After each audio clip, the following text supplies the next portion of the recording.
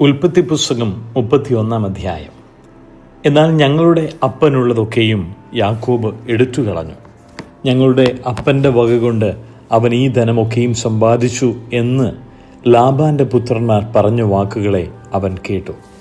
യാക്കോബ് ലാബാൻ്റെ മുഖത്ത് നോക്കിയാറെ അത് തൻ്റെ നേരെ മുമ്പേ ഇരുന്നതുപോലെയല്ല എന്ന് കണ്ടു. അപ്പോൾ യഹോവ യാക്കോബിനോട്, നിന്റെ പിതാക്കന്മാരുടെ ദേശത്തേക്കും നിന്റെ ചാർച്ചക്കാരുടെ അടുക്കലേക്കും മടങ്ങിപ്പോക, ഞാൻ നിന്നോടുകൂടെ ഇരിക്കും എന്നു അരുളി ചെയ്തു. യാക്കോബ് ആളയച്ചു റാഹേലിനെയും ലേയെയും വയലിൽ തൻ്റെ ആട്ടിൻകൂട്ടത്തിൻ്റെ അടുക്കൽ വിളിപ്പിച്ചു. അവരോട് പറഞ്ഞത്, നിങ്ങളുടെ അപ്പൻ്റെ മുഖം എൻ്റെ നേരെ മുമ്പത്തെ പോലെ അല്ല എന്ന് ഞാൻ കാണുന്നു. എങ്കിലും എൻ്റെ അപ്പൻ്റെ ദൈവം എന്നോട് കൂടെ ഉണ്ടായിരുന്നു. നിങ്ങളുടെ അപ്പനെ ഞാൻ എൻ്റെ സർവ്വബലത്തോടും കൂടെ സേവിച്ചു എന്ന് നിങ്ങൾക്കു തന്നെ അറിയാമല്ലോ. നിങ്ങളുടെ അപ്പനോ എന്നെ ചതിച്ചു, എൻ്റെ പ്രതിഫലം 10 പ്രാവശ്യം മാറ്റി. എങ്കിലും എന്നോട് ദോഷം ചെയ്യുവാൻ ദൈവം അവനെ സമ്മതിച്ചില്ല. പുള്ളിയുള്ളവ നിന്റെ പ്രതിഫലമായിരിക്കട്ടെ എന്നു അവൻ പറഞ്ഞുവെങ്കിൽ കൂട്ടമൊക്കെയും പുള്ളിയുള്ള കുട്ടികളെ പെറ്റു. വരയുള്ളവ നിന്റെ പ്രതിഫലമായിരിക്കട്ടെ എന്നവൻ പറഞ്ഞുവെങ്കിൽ കൂട്ടമൊക്കെയും വരയുള്ള കുട്ടികളെ പെറ്റു. ഇങ്ങനെ ദൈവം നിങ്ങളുടെ അപ്പൻ്റെ ആട്ടിൻകൂട്ടത്തെ എടുത്ത് എനിക്ക് തന്നിരിക്കുന്നു. ആടുകൾ ചനയേൽക്കുന്ന കാലത്ത് ഞാൻ സ്വപ്നത്തിൽ ആടുകളിന്മേൽ കയറുന്ന മുട്ടാടുകൾ വരയും പുള്ളിയും മറവുമുള്ളവ എന്ന് കണ്ടു. ദൈവത്തിൻ്റെ ദൂതൻ സ്വപ്നത്തിൽ എന്നോട്, യാക്കോബേ എന്ന് വിളിച്ചു. ഞാൻ ഇതാ എന്ന് ഞാൻ പറഞ്ഞു. അപ്പോൾ അവൻ, നീ തല പൊക്കി നോക്കുക, ആടുകളുടെ മേൽ കയറുന്ന മുട്ടാടുകളൊക്കെയും വരയും പുള്ളിയും മറവുമുള്ളവയല്ലോ. ലാബാൻ നിന്നോട് ചെയ്യുന്നതൊക്കെയും ഞാൻ കണ്ടിരിക്കുന്നു. നീ തൂണിനെ അഭിഷേകം ചെയ്യുകയും എന്നോട് നേർച്ച നേരുകയും ചെയ്ത സ്ഥലമായ ബേഥേലിൻ്റെ ദൈവമാകുന്നു ഞാൻ. ആകയാൽ നീ എഴുന്നേറ്റ് ഈ ദേശം വിട്ട് നിന്റെ ജന്മദേശത്തേക്ക് മടങ്ങിപ്പോക എന്ന് കൽപ്പിച്ചിരിക്കുന്നു. റാഹേലും ലേയും അവനോട് ഉത്തരം പറഞ്ഞത്, അപ്പൻ്റെ വീട്ടിൽ ഞങ്ങൾക്ക് ഇനി ഓഹരിയും അവകാശവുമുണ്ടോ? അവൻ ഞങ്ങളെ അന്യരായിട്ടല്ലയോ വിചാരിക്കുന്നത്? ഞങ്ങളെ വിറ്റു വിലയുമെല്ലാം തിന്നുകളഞ്ഞുവല്ലോ. ദൈവം ഞങ്ങളുടെ അപ്പൻ്റെ പക്കൽ നിന്ന് എടുത്തു കളഞ്ഞ സമ്പത്തൊക്കെയും ഞങ്ങൾക്കും ഞങ്ങളുടെ മക്കൾക്കും ഉള്ളതല്ലോ. ആകയാൽ ദൈവം നിന്നോട് കൽപ്പിച്ചത് ഒക്കെയും ചെയ്തു കൊള്ളുക. അങ്ങനെ യാക്കോബ് എഴുന്നേറ്റു, തൻ്റെ ഭാര്യമാരെയും പുത്രന്മാരെയും ഒട്ടകപ്പുറത്ത് കയറ്റി.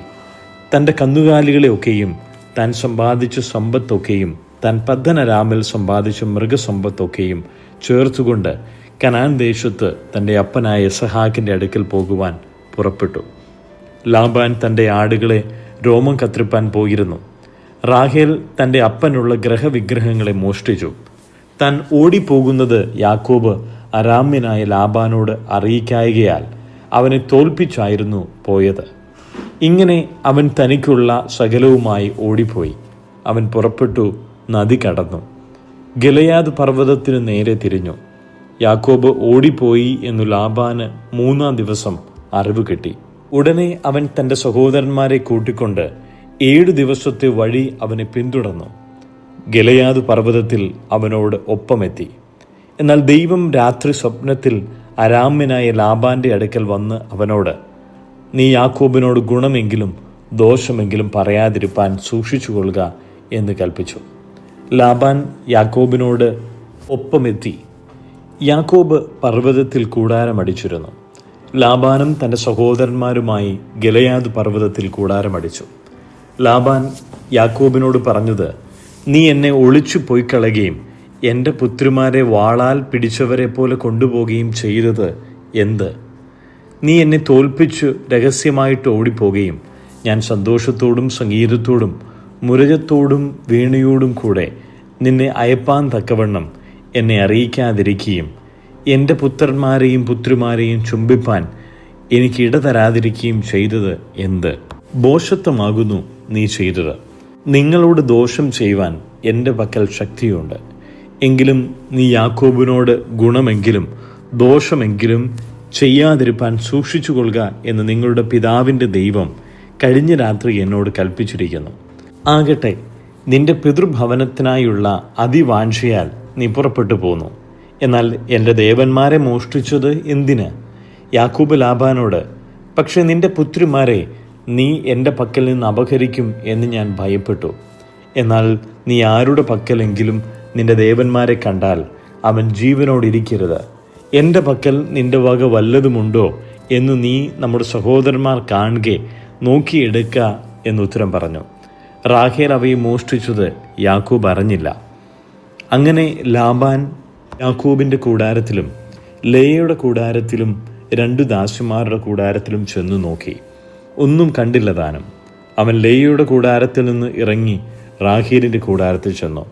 എന്നാൽ റാഹേൽ വിഗ്രഹങ്ങളെ എടുത്ത് ഒട്ടകക്കോപ്പിനകത്ത് ഇട്ട് അതിന്മേലിരിക്കുകയായിരുന്നു.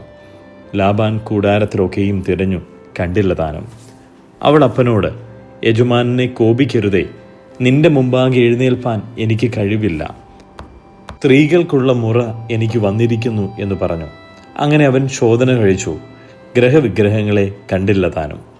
അപ്പോൾ യാക്കോബിന് കോപം ജ്വലിച്ചു. അവൻ ലാബാനോട് വാദിച്ചു.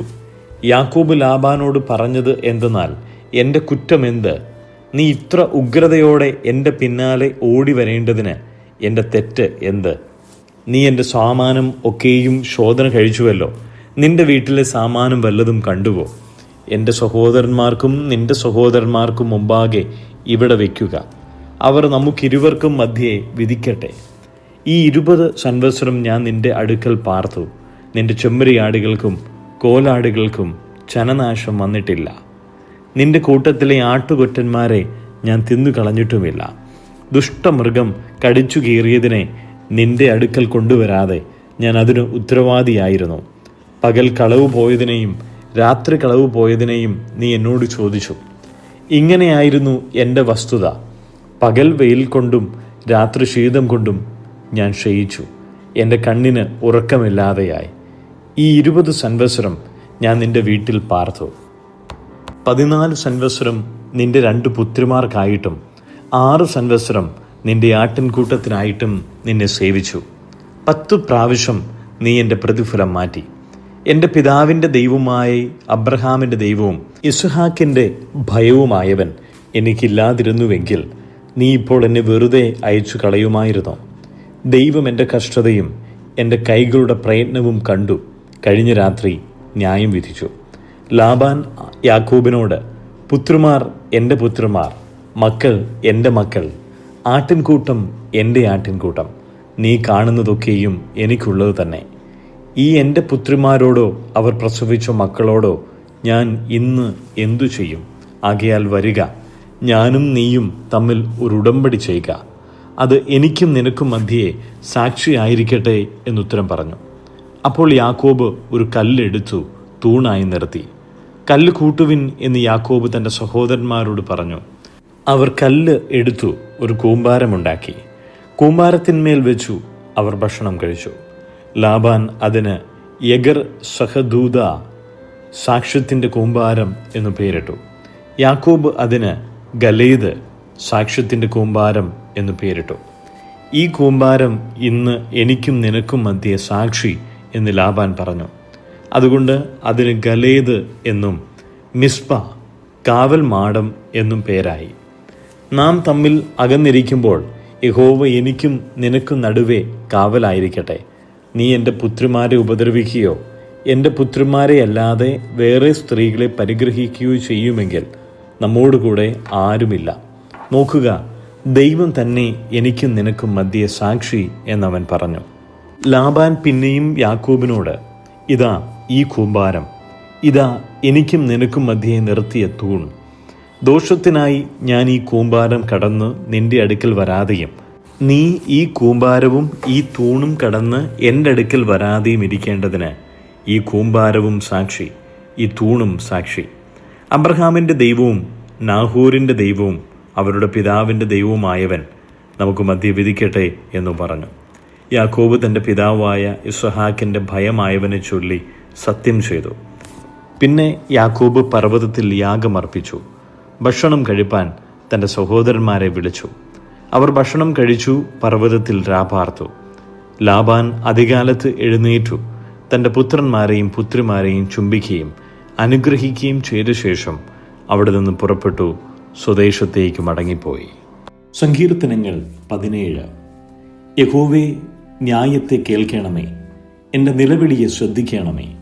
കപടമില്ലാത്ത അധരങ്ങളിൽ നിന്നുള്ള എൻ്റെ പ്രാർത്ഥനയെ ചെവിക്കൊള്ളണമേ. എനിക്കുള്ള വിധി നിന്റെ സന്നിധിയിൽ നിന്ന് പുറപ്പെടട്ടെ. നിന്റെ കണ്ണ് നേർ കാണുമാറാകട്ടെ. നീ എൻ്റെ ഹൃദയത്തെ ശോധന ചെയ്തു, രാത്രിയിൽ എന്നെ സന്ദർശിച്ചു. നീ എന്നെ പരീക്ഷിച്ചു, ദുരുദ്ദേശമൊന്നും കണ്ടെത്തുന്നില്ല. എൻ്റെ വായ് ലംഘനം ചെയ്യുകയില്ല എന്നു ഞാൻ ഉറച്ചിരിക്കുന്നു.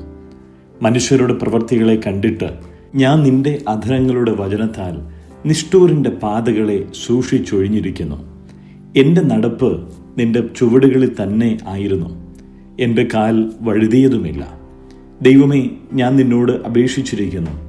നീ എനിക്ക് ഉത്തരമരുളുമല്ലോ. നിന്റെ ചെവി എങ്കിലേക്ക് ചായ്ച്ച് എൻ്റെ അപേക്ഷ കേൾക്കണമേ. നിന്നെ ശരണമാക്കുന്നവരെ അവരോട് എതിർക്കുന്നവരുടെ കയ്യിൽ നിന്ന് നിന്റെ വലങ്കയ്യാൽ രക്ഷിക്കുന്നവനായുള്ളവേ, നിന്റെ അത്ഭുത കാരുണ്യം കാണിക്കണമേ. കണ്ണിൻ്റെ കൃഷ്ണമണി പോലെ എന്നെ കാക്കണമേ.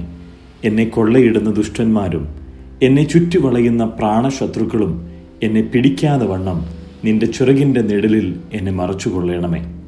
അവർ തങ്ങളുടെ ഹൃദയത്തെ അടച്ചിരിക്കുന്നു, വായ്കൊണ്ട് വമ്പു പറയുന്നു. അവർ ഇപ്പോൾ ഞങ്ങളുടെ കാലടി തുടർന്ന് ഞങ്ങളെ വളഞ്ഞിരിക്കുന്നു. ഞങ്ങളെ നിലത്തു തള്ളിയിടുവാൻ ദൃഷ്ടിവെക്കുന്നു. കടിച്ചു കീറുവാൻ കൊതിക്കുന്ന സിംഹം പോലെയും മറവിടങ്ങളിൽ പതിയിരിക്കുന്ന ബാലസിംഹം പോലെയും തന്നെ. യഹോവേ, എഴുന്നേറ്റ് അവനോട് എതിർത്ത് അവനെ തള്ളിയിടണമേ. യഹോവേ, എൻ്റെ പ്രാണനെ നിന്റെ വാൾ കൊണ്ട് ദുഷ്ടന്റെ കയ്യിൽ നിന്നും തൃക്കൈ കൊണ്ട് ലൗകിക പുരുഷന്മാരുടെ വശത്തു നിന്നും വിടുവിക്കണമേ.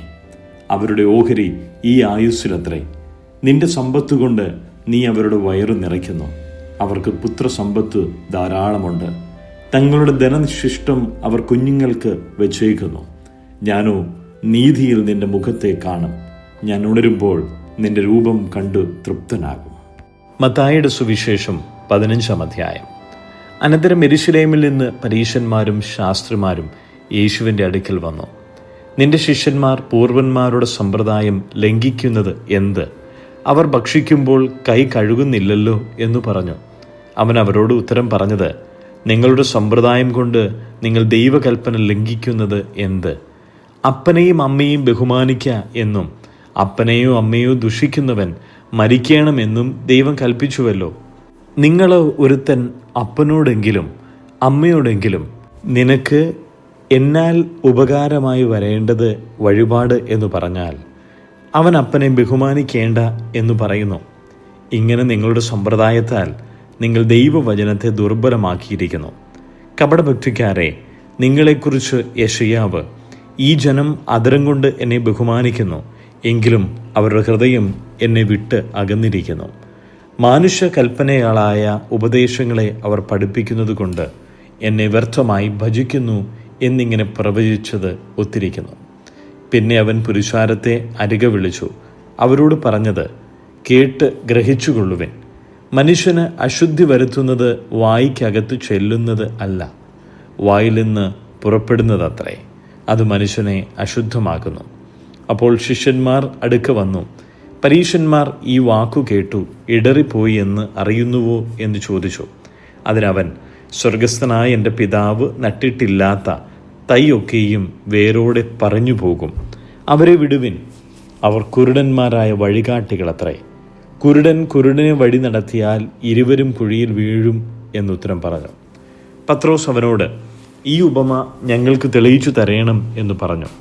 അതിനവൻ പറഞ്ഞത്, നിങ്ങളും ഇന്നുവരെ ബോധമില്ലാത്തവരോ? വായ്ക്കകത്തു കടക്കുന്നത് എല്ലാം വയറ്റിൽ ചെന്നിട്ട് മറപ്പുരയിൽ പോകുന്നു എന്ന് ഗ്രഹിക്കുന്നില്ലയോ? വായിൽ നിന്ന് പുറപ്പെടുന്നതോ ഹൃദയത്തിൽ നിന്ന് വരുന്നു, അത് മനുഷ്യനെ അശുദ്ധമാക്കുന്നു. എങ്ങനെയെന്നാൽ ദുശ്ചിന്ത, കൊലപാതകം, വ്യഭിചാരം, പരസംഗം, മോഷണം, കള്ളസാക്ഷ്യം, ദൂഷണം എന്നിവ ഹൃദയത്തിൽ നിന്ന് പുറപ്പെട്ടു വരുന്നു. മനുഷ്യനെ അശുദ്ധമാക്കുന്നത് ഇതത്രേ. കഴുകാത്ത കൈകൊണ്ട് ഭക്ഷിക്കുന്നതോ മനുഷ്യനെ അശുദ്ധമാക്കുന്നില്ല. യേശു അവിടം വിട്ടു സോർ, സീദോൻ എന്ന പ്രദേശങ്ങളിലേക്ക് വാങ്ങിപ്പോയി. ആ ദേശത്തു നിന്ന് ഒരു കനാന്യ സ്ത്രീ വന്നു. അവനോട്, കർത്താവേ, ദാവീദ് പുത്ര, എന്നോട് കരുണ തോന്നണമേ, എൻ്റെ മകൾക്ക് ഭൂതോപദ്രവം കഠിനമായിരിക്കുന്നു എന്ന് നിലവിളിച്ചു പറഞ്ഞു. അവൻ അവളോട് ഒരു വാക്കും ഉത്തരം പറഞ്ഞില്ല. അവൻ്റെ ശിഷ്യന്മാർ അടുക്കെ വന്നു. അവൾ നമ്മുടെ പിന്നാലെ നിലവിളിച്ചുകൊണ്ട് വരുന്നു, അവളെ പറഞ്ഞയക്കണമേ എന്നവനോട് അപേക്ഷിച്ചു. അതിന് അവൻ, ഇസ്രായേൽ ഗൃഹത്തിലെ കാണാതെ പോയ ആടുകളുടെ അടുക്കിലേക്കല്ലാതെ എന്നെ അയച്ചിട്ടില്ല എന്നുത്തരം പറഞ്ഞു. എന്നാൽ അവൾ വന്നു, കർത്താവേ, എന്നെ സഹായിക്കണമേ എന്ന് പറഞ്ഞ് അവനെ നമസ്കരിച്ചു. അവനോ, മക്കളുടെ അപ്പം എടുത്തു നായ്ക്കുട്ടികൾക്ക് ഇട്ടുകൊടുക്കുന്നത് നന്നല്ല എന്നുത്തരം പറഞ്ഞു. അതിന് അവൾ, അതേ കർത്താവേ, നായ്ക്കുട്ടികളും ഉടയവരുടെ മേശയിൽ നിന്ന് വീഴുന്ന നുറുക്കുകൾ തിന്നുന്നുണ്ടല്ലോ എന്നു പറഞ്ഞു. യേശു അവളോട്, സ്ത്രീയെ, നിന്റെ വിശ്വാസം വലിയത്, നിന്റെ ഇഷ്ടം പോലെ നിനക്ക് ഭവിക്കട്ടെ എന്നുത്തരം പറഞ്ഞു. ആ നാഴിക മുതൽ അവളുടെ മകൾക്ക് സൗഖ്യം വന്നു. യേശു അവിടെ നിന്ന് യാത്രയായി ഗലീല കടലരികെ ചെന്നു മലയിൽ കയറി അവിടെ ഇരുന്നു. വളരെ പുരുഷാരം, മുടന്തർ, കുരുടർ, ഊമർ, കൂനർ മുതലായ പലരെയും അവൻ്റെ അടുക്കൽ കൊണ്ടുവന്നു അവൻ്റെ കാൽക്കൽ വെച്ചു. അവൻ അവരെ സൗഖ്യമാക്കി. ഊമർ സംസാരിക്കുന്നതും കൂനർ സൗഖ്യമാകുന്നതും മുടന്തർ നടക്കുന്നതും കുരുടർ കാണുന്നതും പുരുഷാരം കണ്ടിട്ട് ആശ്ചര്യപ്പെട്ടു, ഇസ്രായേലിൻ്റെ ദൈവത്തെ മഹത്വപ്പെടുത്തി. എന്നാൽ യേശു തൻ്റെ ശിഷ്യന്മാരെ അടുക്ക വിളിച്ചു, ഈ പുരുഷാരം ഇപ്പോൾ 3 നാളായി എന്നോട് കൂടെ പാർക്കുന്നു. അവർക്ക് ഭക്ഷിപ്പാൻ ഒന്നുമില്ലായകയാൽ അവരെക്കുറിച്ച് എനിക്ക് മനസ്സലിവ് തോന്നുന്നു. അവരെ പട്ടിണിയായി വിട്ടയപ്പാൻ മനസ്സുമില്ല. അവർ വഴിയിൽ വെച്ച് തളർന്നു പോയേക്കും എന്ന് പറഞ്ഞു. ശിഷ്യന്മാർ അവനോട്, ഇത്ര വലിയ പുരുഷാരത്തിന് തൃപ്തി വരുത്തുവാൻ മതിയായ അപ്പം ഈ കാട്ടിൽ നമുക്ക് എവിടെ നിന്ന് എന്ന് പറഞ്ഞു. നിങ്ങളുടെ പക്കൽ എത്ര അപ്പമുണ്ട് എന്ന് യേശു ചോദിച്ചു. 7. കുറെ ചെറുമീനുമുണ്ട് എന്നവർ പറഞ്ഞു. അവൻ പുരുഷാരത്തോട് നിലത്തിരിപ്പാൻ കൽപ്പിച്ചു. ആ 7 അപ്പവും മീനും എടുത്തു വാഴ്ത്തി നുറുക്കി ശിഷ്യന്മാരുടെ പക്കലും ശിഷ്യന്മാർ പുരുഷാരത്തിനും കൊടുത്തു. എല്ലാവരും തിന്ന് തൃപ്തരായി. ശേഷിച്ച കഷണം അവർ 7 വട്ടി നിറച്ചെടുത്തു. തിന്നവരോ സ്ത്രീകളെയും പൈതങ്ങളെയും കൂടാതെ 4000 പുരുഷന്മാരായിരുന്നു. പിന്നെ അവൻ പുരുഷാരത്തെ പറഞ്ഞയച്ചിട്ട് പടകിൽ കയറി മഗദാ ദേശത്ത് എത്തി.